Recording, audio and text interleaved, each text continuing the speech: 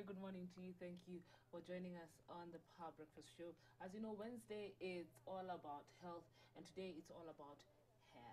If you have any questions regarding your scalp, your hair, please send them in to 2442.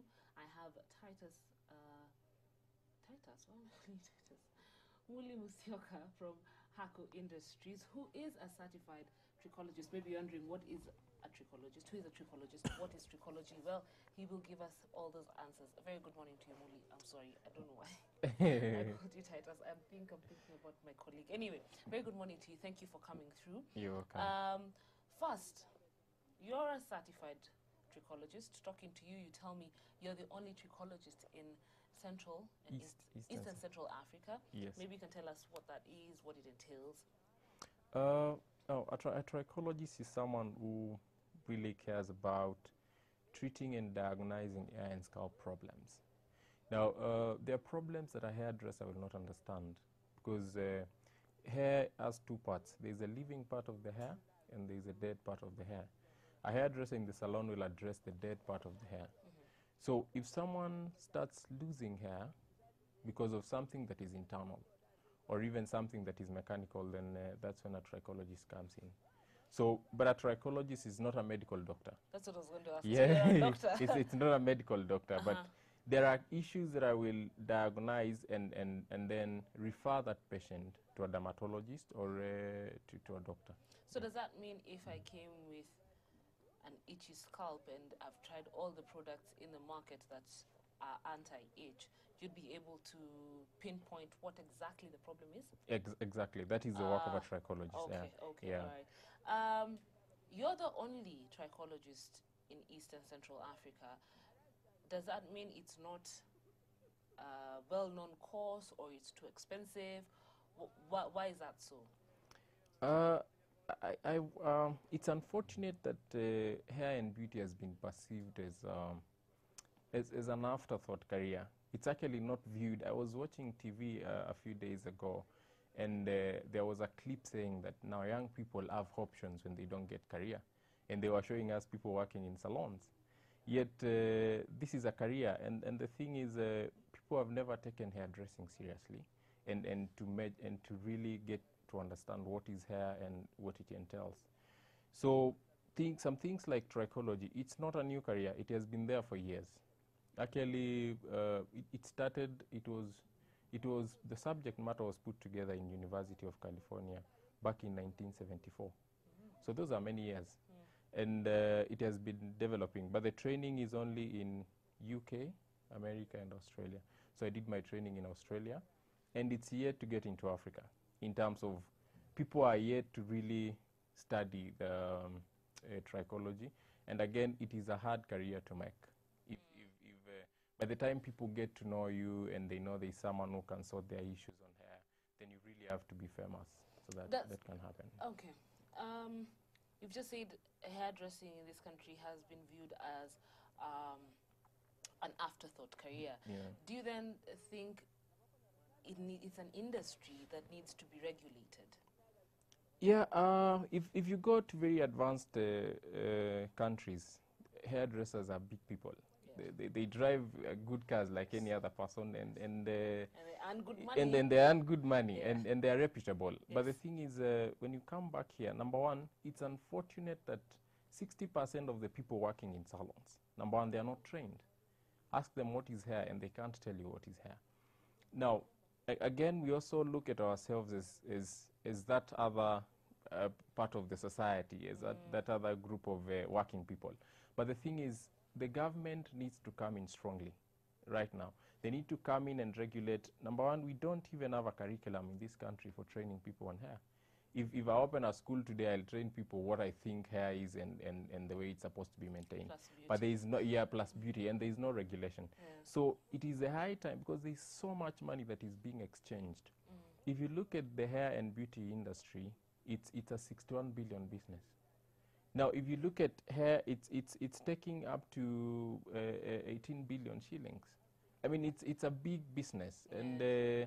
and people need to really, the government needs to put in measures to ensure if I open a salon, it is regulated.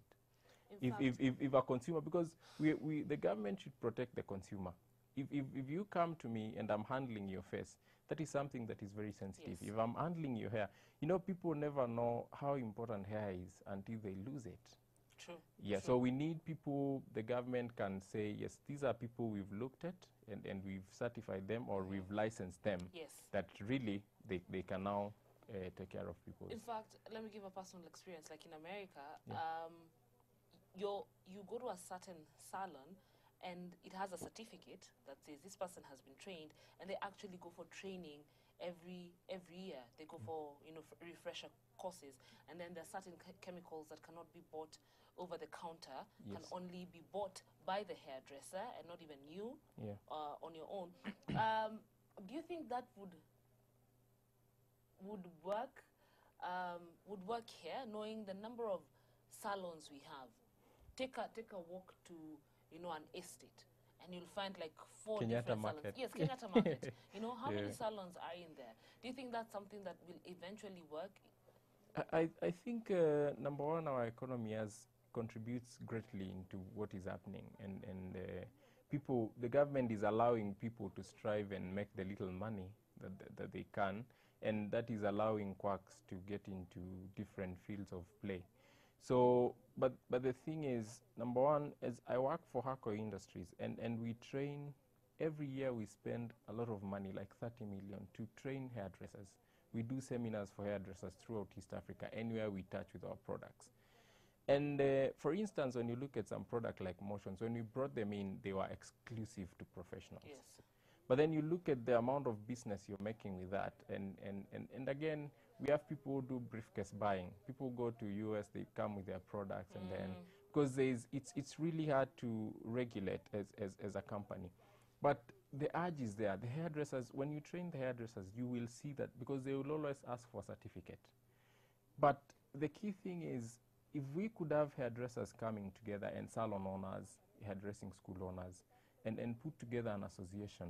It's something that I've tried doing with. I'm working with owners of several schools and big salons, but it's a bit slow. I don't know why we have small politicking. Yes. So if the hairdressers would come together and put an association together, then I believe that is the only way then the government would push, because there have to be a body of technical people in that particular field, then to say this person can now be licensed to run a salon or to do whatever. Okay. Yeah. Let's go matters hair now. Yes. And hair loss is one thing that disturbs quite a number of people, both men and women. What could you say is the cause of hair loss? First in women, then men. Okay. With hair loss, that's a big word, because as a trichologist, I look at very many different types of hair loss. Okay. We have types of hair loss that we call diffuse hair loss. It could be triggered by anything from a flu, from a change in diet, from stress, from very many things. Then we have genetic thinning of hair. Yes. And some time back in women, it used to be called women pattern balding, because researchers wanted really to establish if the male hormone is involved in women losing their hair. And then in men, we have balding. We also have another type of hair loss called alopecia areata.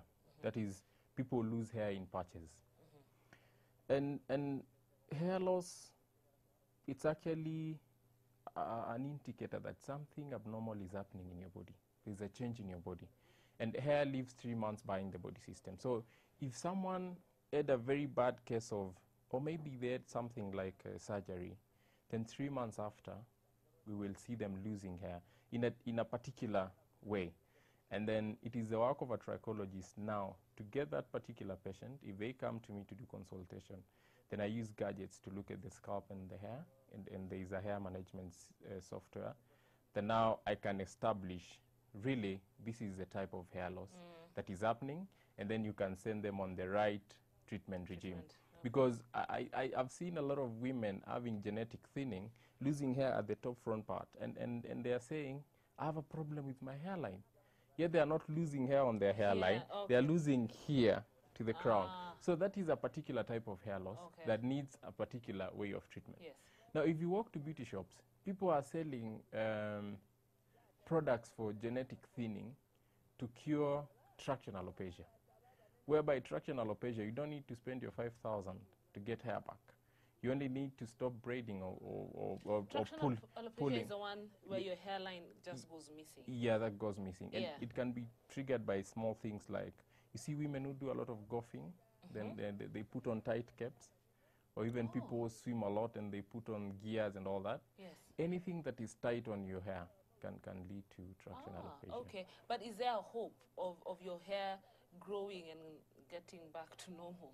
Now, traction alopecia starts by hair breaking.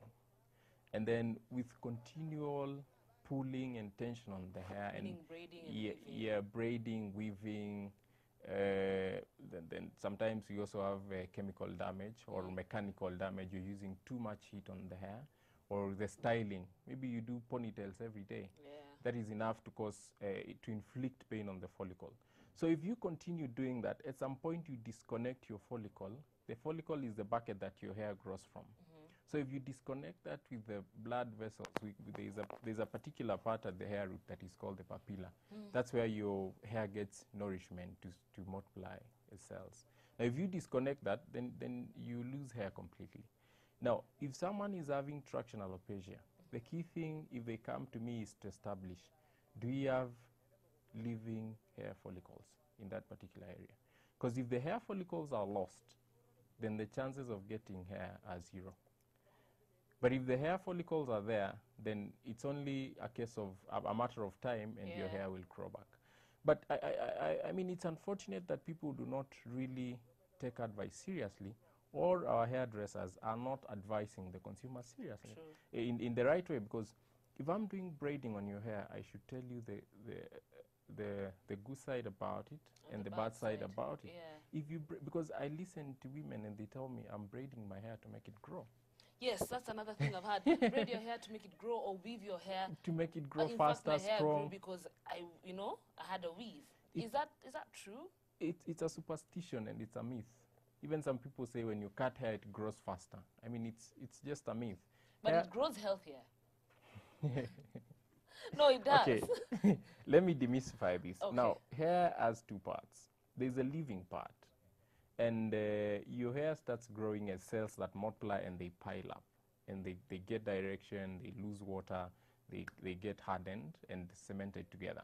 Then they die. So we call that process a keratinization. So when it grows out of your scalp, then it's a dead material. Now, the dead material can respond to conditioners and things like relaxers, if you get into the chemistry of hair.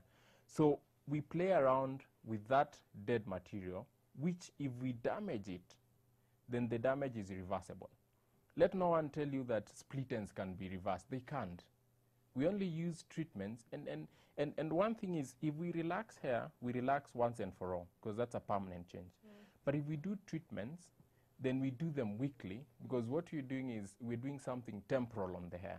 We're just temporarily correcting it. Yes. But the thing is, if you damage your hair, then it is permanent. You can cut it. So if you cut that damaged part, then definitely the hair that is growing grow healthier.